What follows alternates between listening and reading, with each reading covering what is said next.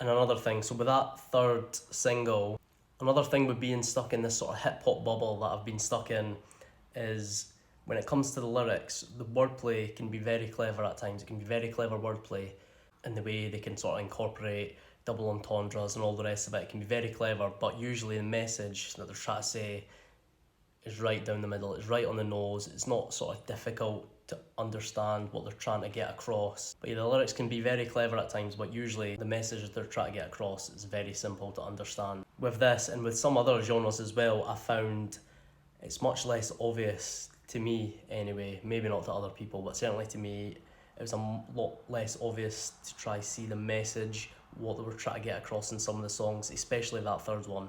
That's not necessarily a bad thing, that's maybe just down to me being a bit thick or a bit naive or something, I don't know. There was a lot of songs on this album, especially that one, that I had to go back and actually read into it and read what the hell was going on. But yeah, I looked into this one and it's actually a song that's sort of in support of women and violence against women. And I also found out that they actually played several gigs to raise money, several charity gigs to raise money for victims of violence against women. That wouldn't have been obvious to me listening to the song just for the first time, not knowing in the background, but again, is that down to me being naive and thick? I don't know. But yeah, favourite songs from the album were Grape Me, Heart Shaped Box and Dumb.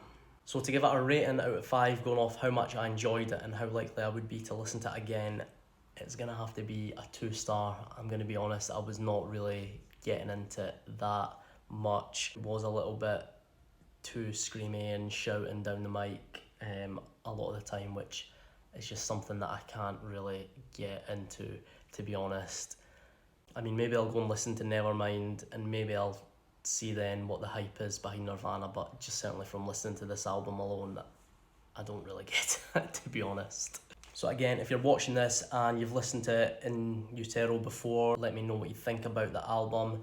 If you're a fan of Nirvana, let me know if there's maybe some other songs that I should listen to. Should I listen to Nevermind before? Do you think I would enjoy that more than I enjoyed this? And if there's any other albums in general that you think I should listen to or I should add it to the list, let me know.